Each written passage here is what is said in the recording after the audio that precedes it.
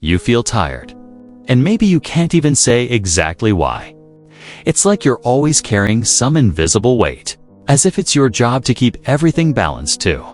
Keep everyone happy, avoid conflict, always be kind, patient, polite. From a young age, you were taught that being good was the right thing.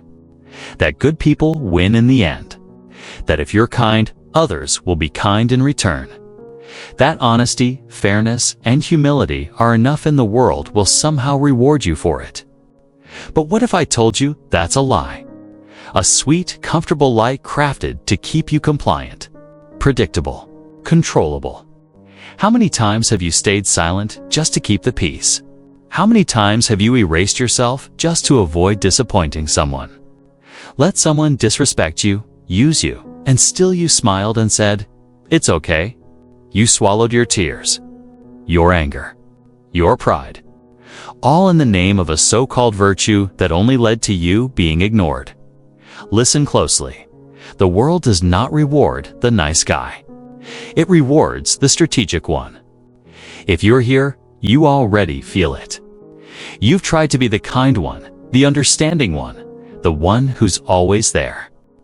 And now you see, the more you try to be accepted, the less you're respected. The more you give, the more they expect, and the less they value you. And that's exactly where Machiavelli steps in. He wasn't the devil people paint him to be. He simply had the courage to tell the raw truth about power. He saw what most still denies, that morality, if disconnected from reality, is a trap. Being perceived as good is not the same as being effective, fair, or valuable. This video. It's not here to be polite. It's here to tear off the mask and tell you why you need to stop trying to be a good person. No, that doesn't mean becoming cruel. It means waking up.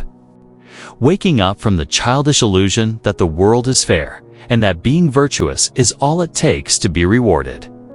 We're going to say the uncomfortable truths. Because as long as you're trying to please everyone, you are in their hands, a hostage of your own kindness. If you're tired of being used, overlooked, thrown aside, maybe it's time to change, to finally take back control. To learn from Machiavelli what no one else taught you. Let's begin. Still think the world values good people? Look around. Who gets admired? Who rises to the top? Who holds the power? Are they the most generous? The most compassionate? The most just? Or are they the most strategic? The most assertive? The ones who can't be manipulated? The truth is harsh. The world runs on utility, not kindness. Machiavelli knew this 500 years ago. He didn't write The Prince to encourage cruelty. He wrote it to reveal the rules of the game. And one of the most bitter truths is this: being good isn't enough. In fact, in many cases, being good is the fastest way to be discarded. You can spend your life loyal, helpful, and kind, but the moment you're no longer useful, you'll be forgotten, replaced, silenced. And worst of all, they won't even feel guilty. Because the world doesn't judge your worth by your morals, but by your results, by your influence, by your impact. Nice guys. They're always explaining themselves, justifying, apologizing, begging to be seen.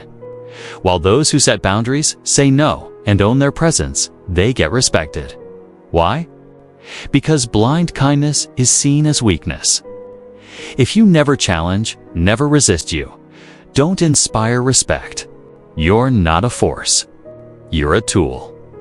And when you're just a tool, no one hesitates to use you. Machiavelli said, "A leader should aim to be feared if he cannot be loved." Not because fear is better, but because true respect comes from the power to act. You must show that you can't be walked over. That you're not just another disposable piece on someone else's board. And yes, this applies to you. If you keep living to be liked, you'll keep being discarded. Not because you're unworthy, but because the world doesn't reward those who fade into the background. So, if this message resonated with you, subscribe. Turn on notifications to help this channel growth. Okay, let's continue. So where does this toxic need to be accepted come from? Because behind all this kindness, there's something deeper, something that may have been sabotaging you for years. You weren't born trying to please everyone. That was taught to you, and worse, conditioned into you. Since childhood, you learned that acceptance comes with a price. Give up parts of yourself. Force a smile. Swallow your opinions. Say what's expected, so you're seen as polite, respectful, easy. You became a version of yourself designed to please, to fit into a mold. But no one told you that being a people pleaser is a trap. A psychological prison built from praise and punishment. You were told if you pleased others, you'd be loved, and that showing anger, saying no, or setting boundaries would get you rejected. So you adapted. You survived by becoming agreeable. But that survival mechanism became submission. Now, you can't say no without guilt. You feel responsible for everyone's happiness, no matter how much it tears you apart. You feel hurt, but stay quiet. You feel betrayed, but forgive instantly. You wear yourself out maintaining the image others expect, not because it's who you are, but because it felt safer. But let's be clear, this isn't kindness. It's fear. Fear of being rejected, of being unloved, of being misunderstood, of being seen. And that fear has turned you into someone who hides behind socially accepted, emotionally self-destructive behaviors. You think it's empathy? It's fear of confrontation. You think it's understanding. It's fear of abandonment. You think it's kindness? It's fear of being enough. Your kindness is a mask, a strategy, a way to avoid rejection. But that mask comes with a cost: your authenticity, your strength, your voice. And if you don't take it off, it will become who you are. One day, you'll look in the mirror and have no idea who's staring back. But it doesn't have to be that way. There is a way back. And to find it, we must learn from someone who understood perception, power, and strategy better than most: Machiavelli. He teaches us how to stop being a prisoner of our need to seem good and, instead, be respected for who we truly are. If you think being moral, honest, and fair will automatically earn you respect, stop now. Machiavelli warned us, in the real world, it's not the good who win. It's the effective, and effectiveness means understanding this. People act out of interest, not out of admiration for your goodness. He wrote, "Everyone sees what you appear to be, but few experience what you really are." That's reality. People don't respond to your intention, they respond to your image. You can be the most noble person alive, but if you look weak, you'll be treated as weak. If you don't project presence, you'll be ignored.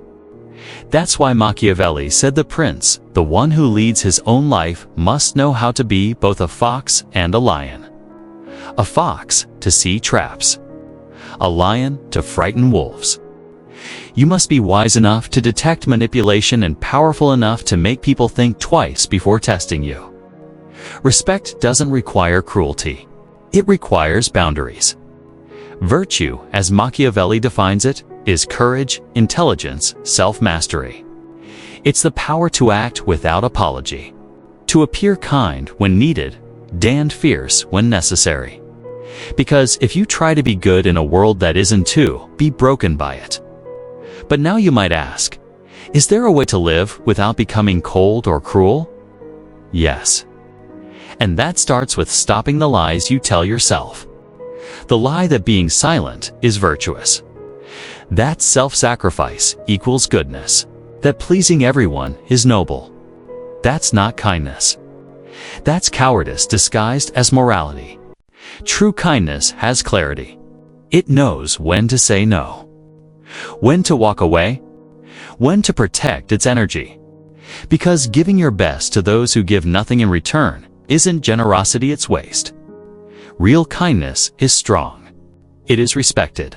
It doesn't kneel. So ask yourself, is your kindness protecting you or exposing you? Is it building your life or quietly destroying it? If your version of goodness involves swallowing pain, accepting crumbs, and blaming yourself for being angry, then it's not goodness. It's domination. And there's a better way. A way where you don't betray your essence, nor surrender your dignity. That path begins with emotional intelligence and clarity. And if you want to walk it, here's how. Start by understanding your voice matters. You were taught to think saying no or disagreeing was selfish. But selfishness is expecting you to be silent while others speak over you. Saying, "I don't accept this," is not arrogance. It's self-respect. Next, learn the art of saying no. Not with anger, but with calm, non-negotiable certainty. A solid no speaks louder than 1,000 justifications, because it tells the world, I have limits, and limits get respected. Then pay attention to who gets bothered when you change. Their discomfort is your indicator. If someone calls you selfish the moment you stand up for yourself, that's because your silence served them. Break that silence, and you break the power they had over you. Stop needing to be understood by everyone. Not everyone deserves to understand you. You don't owe loyalty to the version of you they created. Replace the craving for approval with a commitment to your truth. Because when you act from authenticity, yes, you might upset a few, but you'll earn the respect of the ones who matter most. And most importantly, you'll start respecting yourself. Machiavelli didn't write to make you cruel. He wrote to keep you from being naive. The most dangerous illusion is thinking that being nice is enough. It's not. It takes courage to walk away from the role of the pleaser. It takes strength to exist without needing permission. And now we arrive at the choice moment of truth. Continue sabotaging yourself, for finally take the reins. Because your obsession with being liked, it's maybe costing you everything. So ask yourself, do you want to be loved? Or do you want to be free?